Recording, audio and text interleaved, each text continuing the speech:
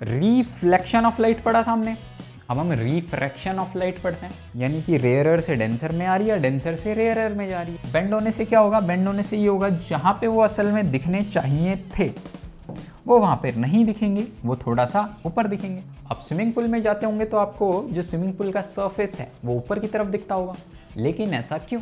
लेकिन सर ये pencil bend क्यों गई? लाइट ऐसे जानी चाहिए थी, अगर इधर जाती तो हम बोलते टुवर्ड्स द नॉर्मल, बट ये नॉर्मल की तरफ नहीं है, ये नॉर्मल से दूर भाग गई है। अगर हमें रिफ्रैक्शन समझना है कि ये लाइट कितना बेंड हुई, ये बेंड होने के बाद क्या इस लाइट रे की स्पीड ज़्यादा हो गई या फिर इस लाइट रे की स्पीड कम हो गई, उसे फिश थोड़ा ऊपर दिखाई दे रही है।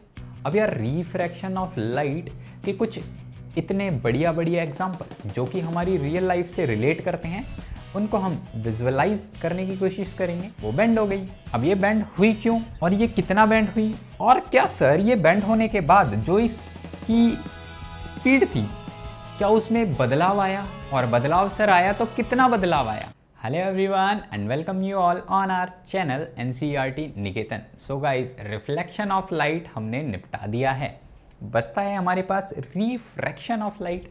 तो आज की इस वीडियो में हम करने जा रहे हैं रिफ्रैक्शन ऑफ लाइट।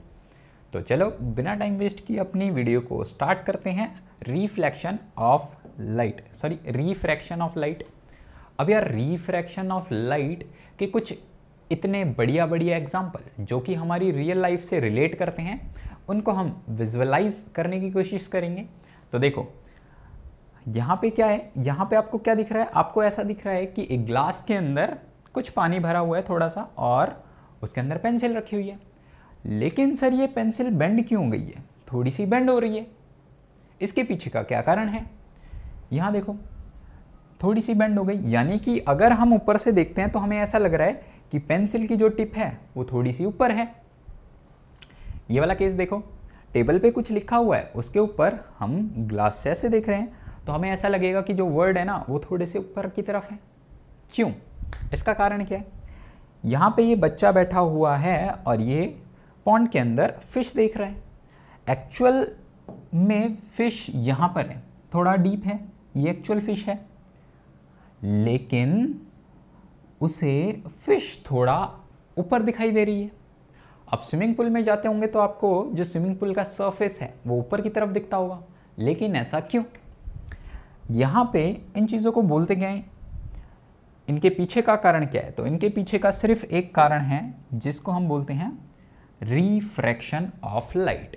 यानी कि अगर एक मीडियम से दूसरे मीडियम में जाते ही जो रेज है वो बेंड हो गई, वो पेंसिल बेंड हो गई, यहाँ पे पेंसिल बेंड हो गई, ये बल्जिंग आउटवर्ड ऊपर की तरफ बेंड हो गए।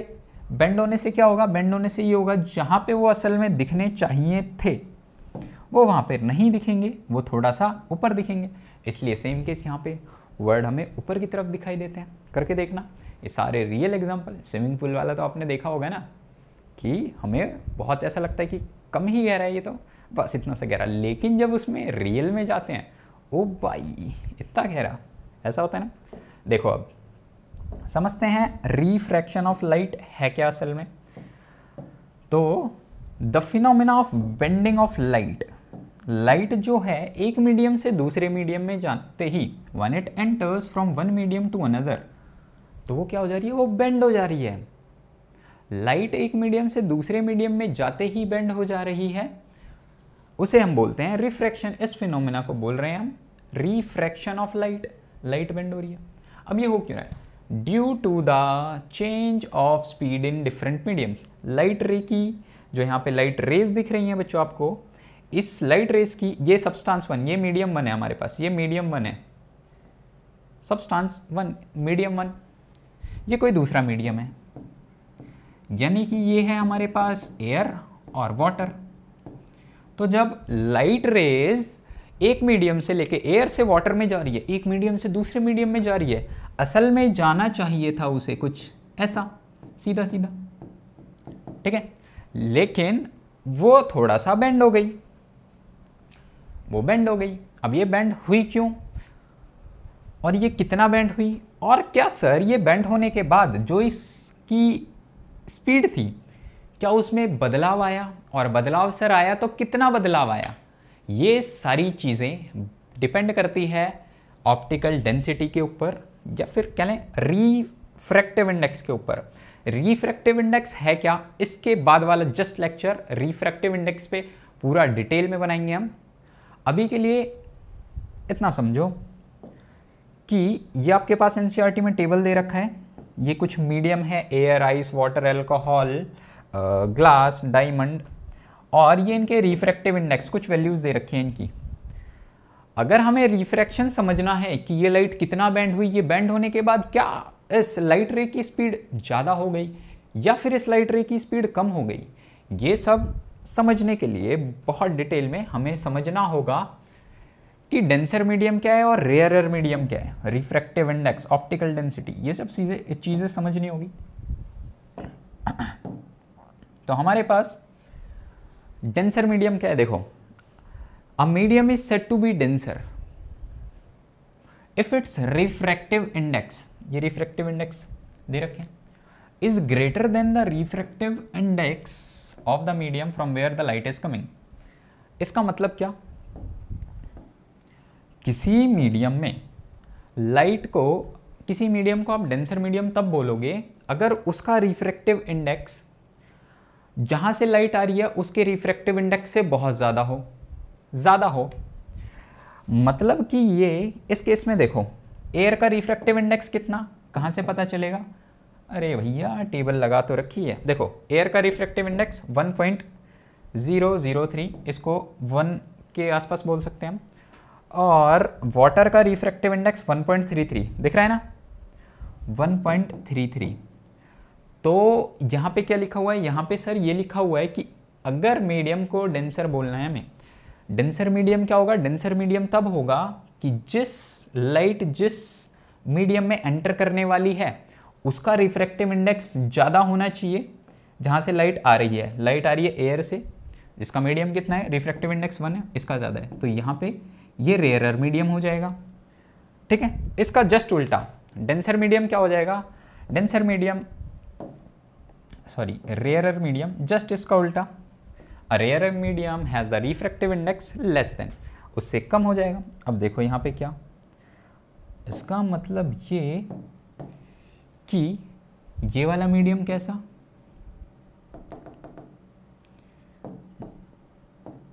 ये वाला मीडियम हमारे पास हो जाएगा रेयरर मीडियम और ये वाला मीडियम हो जाएगा डेंसर मीडियम। क्यों सर, डेंसर मीडियम वो जिस मीडियम में लाइट एंटर करने वाली है उसका, उस मीडियम का रिफ्रैक्टिव इंडेक्स अगर ज़्यादा हुआ, किससे ज़्यादा, जहाँ से लाइट आ रही है ज़्यादा है, तो हम उसे बोलेंगे डेंसर मीडियम। जिसका रिफ्रैक्टिव इंडेक्स कम है उसको बोलेंगे रेयरर मीडियम। ठीक है, अब देखो यहाँ पे दोबारा देखो क्या बोला मैंने, हमने ये बोला a medium is said to be denser. Denser कब बोलेंगे, डेंसर मीडियम कब बोलेंगे, if it's refractive index is greater than the refractive index of the medium from where the light is coming. जहाँ से लाइट आ रही है उस मीडियम का रिफ्रैक्टिव इंडेक्स से अगर रिफ्रैक्टिव इंडेक्स इस वाले मीडियम का ज़्यादा होगा तो हम बोलेंगे डेंसर मीडियम है। तो डेंसर मीडियम समझ आया। अब डेंसर मीडियम है तो यहाँ पे लाइट अगर रेयरर मीडियम से डेंसर मीडियम में आ रही है तो लाइट की स्पीड में क्या चेंज होगा, तो लाइट स्लो हो जाएगी, लाइट की स्पीड कम हो जाएगी। इसका मतलब ये कि यहाँ पे बच्चों आपके पास जो स्पीड ऑफ लाइट होगी, ये वाली रे की लाइट की स्पीड कैसी होगी, स्लो होगी, और ये वाली लाइट की स्पीड फास्ट होगी।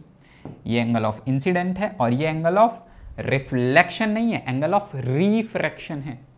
ध्यान रखना है, एंगल ऑफ रिफ्रैक्शन, समझ आ गई। एंगल ऑफ रिफ्लेक्शन आई और एंगल ऑफ रिफ्रैक्शन। नॉर्मल हमेशा परपेंडिकुलर होगा दोनों मीडियम से। रेयरर मीडियम समझ लिया हमने। रेयरर मीडियम में क्या है, ये चीज़ की लाइट की जो है वो फास्ट ट्रेवल करेगी। इतना समझ आ गया, बढ़िया।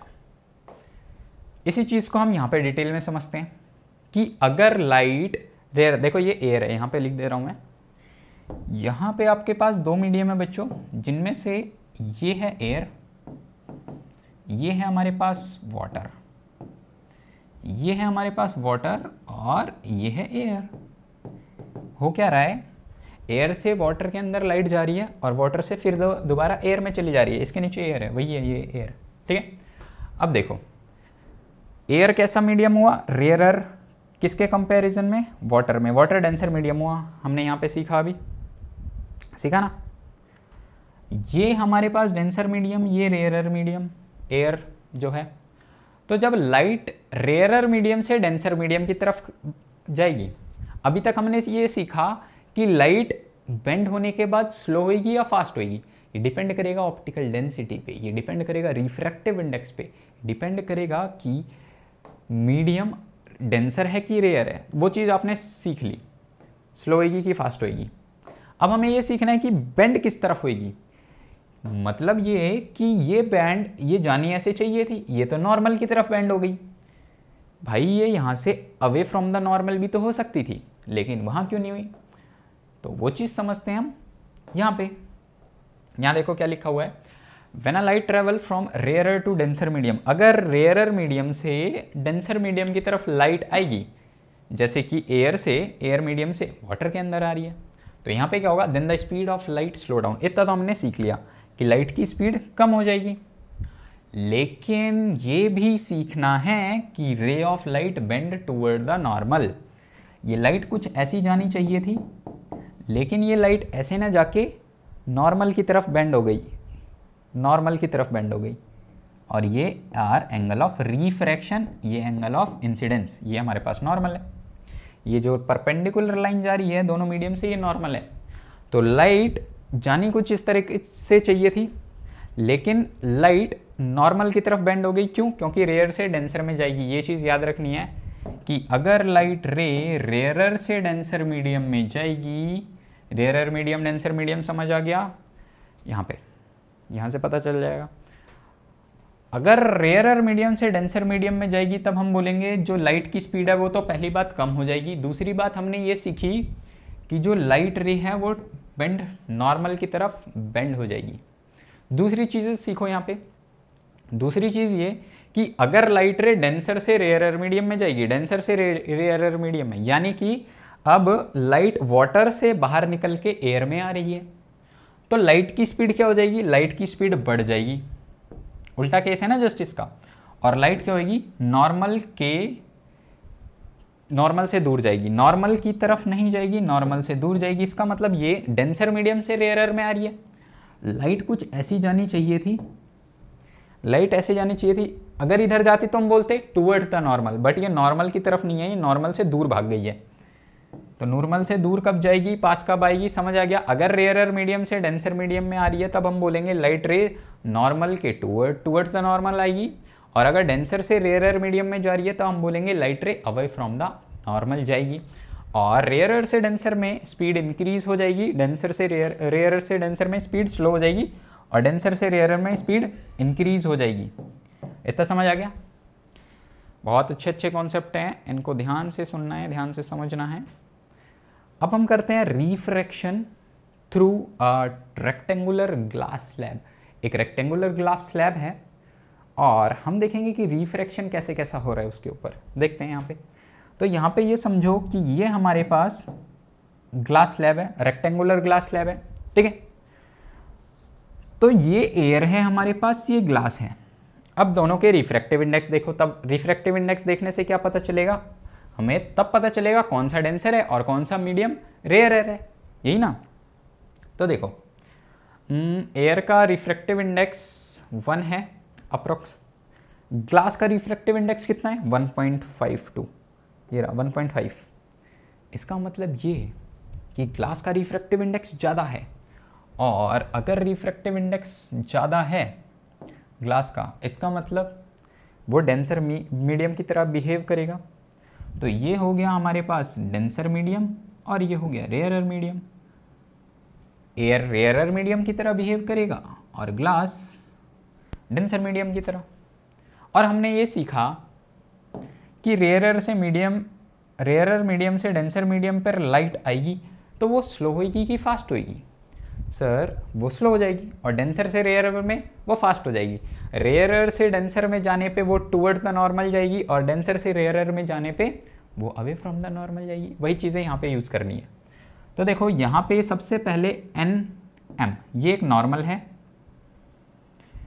और एन डैश एम डैश ये दूसरा नॉर्मल है। ये वाला ए बी सरफेस के ऊपर है और दूसरा जो ये N dash M dash normal है ये हमारे पास डी सी के ऊपर है, डी सी वाले सरफेस के ऊपर। अब देखो यहाँ पे क्या हो रहा है, इंसिडेंट लाइट इंसिडेंट रे आई कुछ एंगल आई से स्ट्राइक करी, एंगल ऑफ इंसिडेंट ये नॉर्मल रे है 30 डिग्री दे रखा है। जानी चाहिए थी वो कुछ इस तरीके से, ये रही ऐसे जानी चाहिए थी, लेकिन वो क्या होगी, रेयरर से डेंसर में जाने से वो टूवर्ड्स द नॉर्मल बेंड हो जाएगी। तो वो दूर नहीं गई नॉर्मल से, वो टूवर्ड्स द नॉर्मल आ गई, ये टूवर्ड्स द नॉर्मल आ गई, दिख रही है, टूवर्ड्स द नॉर्मल आ गई, अवे नहीं गई। क्यों? क्योंकि हमने अभी सीखा कि रेयरर से डेंसर मीडियम पे जाने पे, रेयरर से डेंसर मीडियम पे जाने पे टूवर्ड्स द नॉर्मल आ जाती है ray of light, towards the normal I. Normal से रे का एंगल, कौन सी रे? रिफ्लेक्टेड रे नहीं सर, रिफ्रैक्टेड रे। तो ये क्या होगा, एंगल ऑफ रिफ्रैक्शन, ध्यान रखना है, एंगल ऑफ रिफ्रैक्शन आया। और यहाँ से जो ये लाइट थी बच्चों वो दूसरे वाले सरफेस पे इधर टकराई। अब यहाँ पे क्या हो रहा है, डेंसर से रेयरर मीडियम में जाने वाली है लाइट, तो हमने सीखा डेंसर से रेयरर मीडियम में लाइट जाएगी तो लाइट की स्पीड बढ़ जाएगी। और दूसरी बात ये कि वो जानी कुछ इस तरीके से थी बट वो नॉर्मल की तरफ नहीं, वो नॉर्मल से दूर जाएगी, अवे फ्रॉम द नॉर्मल। तो आप ये देख रहे हो कि लाइट शुरू में आ रही थी इस वाली लाइन से, ये ऐसे आती, और अब ये जो रे है इंसिडेंट रे है, ये रे हमारे पास कैसी रे है, रिफ्रैक्टेड रे, रिफ्रैक्टेड रे, रिफ्लेक्टेड नहीं, रिफ्रैक्टिव, रिफ्रैक्टेड। और यहाँ से ये बाहर निकल गई, तो बाहर जो निकली सर उस रे को क्या बोलेंगे, उसको बोलेंगे हम इमरजेंट रे। क्या बोलेंगे, इमरजेंट रे। और नॉर्मल से जो कि 30 डिग्री एंगल पे बनेगा। अब हमने ये यहाँ पे देखा जो इमरजेंट रे है और जो लाइट एक्चुअल पाथ था जो लाइट का, वो दोनों पैरेलल है। अब वो पैरेलल है और उसको हमने स्मॉल डी नाम से डिस्टेंस उन दोनों का दे रखा है, यानी कि वो दोनों पैरेलल लाइन, ऐसे इन दोनों के बीच का डिस्टेंस है डी, उसको हमने डी बोल रखा है। अब इस डी को बोलते क्या है, क्वेश्चन ये। और इसी के साथ हमने ये भी देख लिया कि ये 30 डिग्री पे चली जाएगी। तो यहाँ पे हमारा खत्म होता है refraction through a rectangular glass slab. क्या किया है हमारे पास, दो मीडियम है, एयर से ग्लास में आ रही है, फिर ग्लास से रेयरर में जा रही है, यानी कि रेयरर से डेंसर में आ रही है, डेंसर से रेयरर में जा रही है। रेयरर से डेंसर में आई तो वो टूवर्ड्स द नॉर्मल हो गई और स्पीड ऑफ लाइट स्लो हो गई। फिर वो दोबारा क्या हो रही है, रिफ्रैक्टेड रे जो आ रही है वो बाहर निकल रही है, यानी कि डेंसर से रेयरर मीडियम में जा रही है, वो इमरजेंट रे कहलाएगी बाहर वाली। और इमरजेंट रे जब कहलाएगी, जो इमरजेंट रे होगी वो डेंसर से रेयर आ रही है, इसका मतलब ये कि जो इमरजेंट रे होगी उसकी स्पीड बढ़ जाएगी और वो अवे फ्रॉम द नॉर्मल हो जाएगी, टुवर्ड्स द नॉर्मल नहीं जाएगी। क्यों? क्योंकि डेंसर से रेयरर मीडियम में आ रही है। सारा खेल तो इसी का है ना, डेंसर क्या, रेयरर क्या, रिफ्रैक्टिव इंडेक्स से पता चलेगा। ओके, अब देखो रिफ्लेक्शन ऑफ लाइट पढ़ा था हमने, अब हम रिफ्रैक्शन ऑफ लाइट पढ़ते हैं। तो यहां से हमने क्या कंक्लूड किया, ये refraction through triangular glass slab, rectangular glass slab से हमने ये चीज नोट करी कि यहां पे लॉ ऑफ रिफ्रैक्शन काम करेगा और जो इंसिडेंट रे होगी रिफ्रैक्टेड रे होगी, रिफ्लेक्टेड नहीं, रिफ्रैक्टेड रे, इंसिडेंट रे, रिफ्रैक्टेड रे, और जो नॉर्मल होगा वो कैसा होगा, वो all line in the same plane, जो कि लॉ ऑफ रिफ्लेक्शन भी था, यानी कि रिफ्लेक्टेड रे, रिफ्रैक्टेड रे, रिफ्रैक्टेड रे, इंसिडेंट रे और जो नॉर्मल है वो सेम प्लेन में लाई करेंगे। लॉ ऑफ रिफ्लेक्शन में भी पढ़ा था हमने सेम, फर्क क्या, सेम है। अब देखो सेकेंड बोल रहा है, सेकेंड लॉ है the ratio of sine of angle of incidence. ये आई एंगल ऑफ इंसिडेंस है और ये आर एंगल ऑफ रिफ्रैक्शन है। तो जो sine of angle of incidence to the sine of angle of refraction होगा वो कुछ कांस्टेंट होगा, और जो वो कांस्टेंट होगा उसी कांस्टेंट वैल्यू को हम क्या बोल रहे हैं, रिफ्रैक्टिव इंडेक्स। उसी कांस्टेंट वैल्यू को हम रिफ्रैक्टिव इंडेक्स बोलेंगे, और रिफ्रैक्टिव इंडेक्स के ऊपर नेक्स्ट वीडियो होगी, बहुत डिटेल में समझेंगे। तो पहला लॉ ये बोलता है लॉ ऑफ रिफ्लेक्शन का कि जो नॉर्मल है, इंसिडेंट रे है और रिफ्रैक्टेड रे है, ये सेम प्लेन में लाई करेगी। और दूसरा लॉ ये कहता है कि sine of angle of incidence over sine of angle of refraction एक कांस्टेंट वैल्यू के इक्वल होंगे, और उसी कांस्टेंट वैल्यू को हम रिफ्रैक्टिव इंडेक्स बोलते हैं। और जो यहाँ पे एंगल आई और एंगल आर ये है, ये ट्रू कब है, ये स्टेटमेंट ट्रू है सिर्फ और सिर्फ जब एंगल 0 और 90 के बीच में लाई करेगा, ध्यान रखना है।